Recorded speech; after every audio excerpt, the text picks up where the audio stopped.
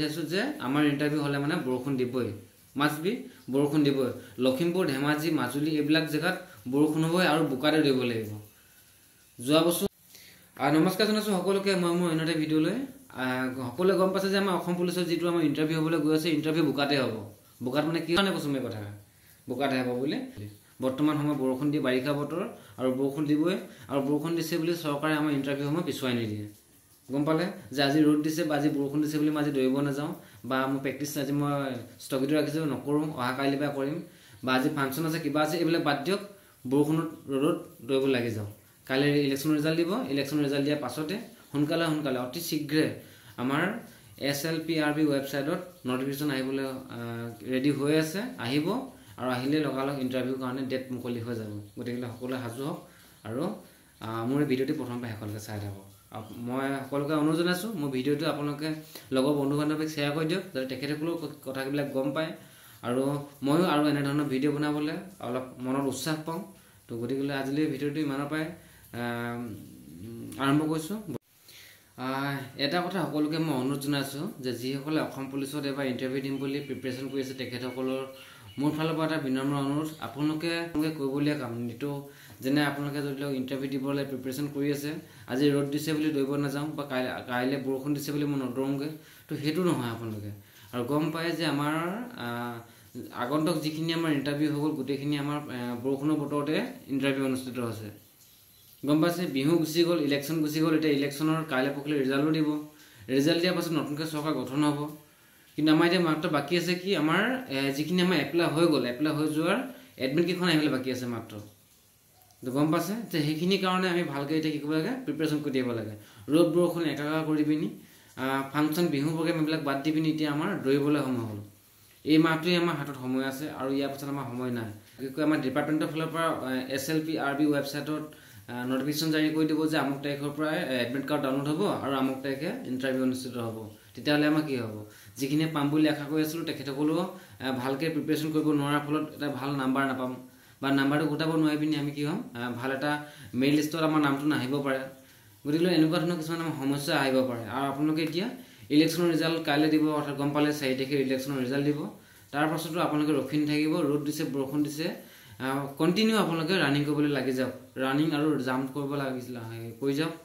আৰু যিসকলে ড্ৰাইভাৰ পোষ্টৰ কাৰণে এবাৰ প্ৰিপাৰেচন কৰিছে তেখেতসকলেও ৰানিং কৰিব লাগিব মই ডাইৰেক্ট ৰিক্ৰুটমেণ্টৰ কথা কোৱা নাই এতিয়া বৰ্তমান আমাৰ যিখিনি আমাৰ ফৰেষ্টৰ ড্ৰাইভাৰ বা অসম পুলিচৰ ড্ৰাইভাৰ হ'ব নিযুক্তি তো তেখেতসকলৰ কথা কৈ আছোঁ তাত আপোনালোকে ফিজিকেল পাছ কৰিব লাগিবই প্ৰথমে ফিজিকেল হ'ব তাৰপিছত ৰিটাৰ্ণ হ'ব চিষ্টেমত হৈছিলে ইণ্টাৰভিউসমূহ সেই একেটা পদ্ধতিয়ে হ'ব ইণ্টাৰভিউ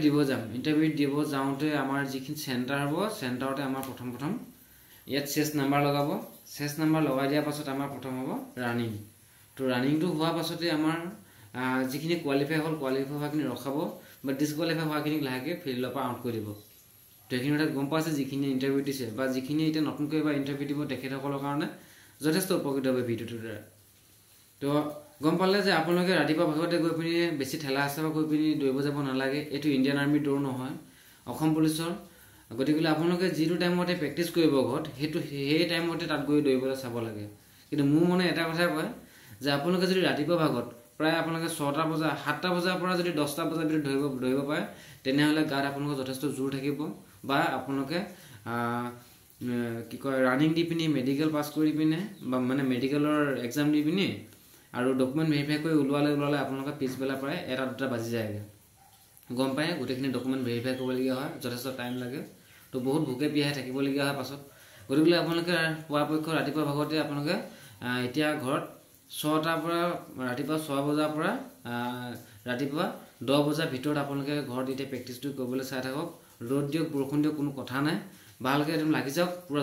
জোৰ দিয়ক টোপনি ক্ষতি নকৰিব বেলেগকৈ এদিন টোপনি ক্ষতি কৰিলে গাত বহুত জোৰ কমি যায় অহা কাইলৈ ইলেকশ্যনৰ ৰিজাল্ট দিব আৰু বেছি দিন নাথাকিব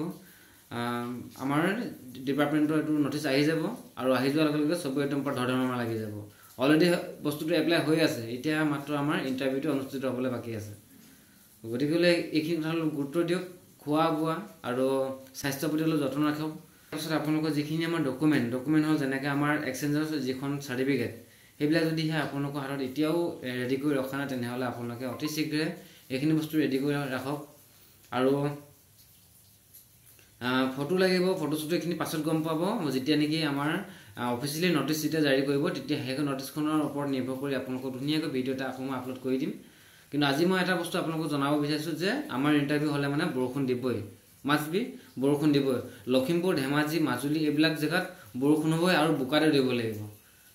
যোৱা বছৰ আমি সেই তেনেকুৱা ধৰণে বৰষুণ দিছে বুলি ইণ্টাৰভিউ পিছুৱাই নিদিয়ে আপোনাক গতিকে ৰ'দ বৰষুণ কাটি গৈ আপোনালোকে এতিয়া প্ৰেক্টিছ ভালকৈ কৰি যাওক আৰু ইণ্টাৰভিউ দিবলৈ মানে বোকাত দিবলৈ আপোনালোকে সাজু হৈ থাকক তাৰ কাৰণে সাজু হওক আৰু ফোন কৰিছিলে বা মোক ফোনৰ যোগে জনাইছিলে যে হেৰি মই ড্ৰাইভাৰ পোষ্টৰ কাৰণে মই কি কয় প্ৰিপেৰেশ্যন কৰি আছোঁ বা মই ড্ৰাইভাৰ এটা ভৰ্তি হ'ব বিচাৰোঁ তাৰ কাৰণে কি কৰিব লাগিব তো আপোনালোকক মই এটা বিনম্ৰতাৰে অনুৰোধ জনাইছোঁ যে সকলোৱে ভালকৈ আপোনালোকে ৰানিংটো পাছ কৰক জামটো এক্সিলেণ্ট মাৰক নাম্বাৰ মোটা নাম্বাৰ এটা লৈ লওক গোটা নাম্বাৰটো লৈ লওক নাম্বাৰটো লৈ পিনি আপোনালোকে মেডিকেল পাছ কৰি সেই দিনটো আপোনালোকে ওলাই আহক পাছত যেতিয়া আমাৰ ড্ৰাইভিং টেষ্ট হ'ব সেই ড্ৰাইভিং টেষ্টৰ কাৰণে আপোনালোকৰ যিখিনি কৰিবলগীয়া হয় সহায় তো সেইখিনি মই ভিডিঅ' আকাৰে যথেষ্টখিনি কথা মই আগবঢ়াই থৈছোঁ মোৰ ভিডিঅ'খিনি চালে গম পাবই আৰু কিছুমান ভিডিঅ' বনাম মই মোৰ ভিডিঅ'টি জনাবলগীয়া কথাখিনি জনাই দিলোঁ যে অসম পুলিচৰ ইণ্টাৰভিউ অতি শীঘ্ৰে হ'বলৈ গৈ আছে আৰু ইণ্টাৰভিউ হ'ব আমাৰ বোকাত দৌৰিব লাগিব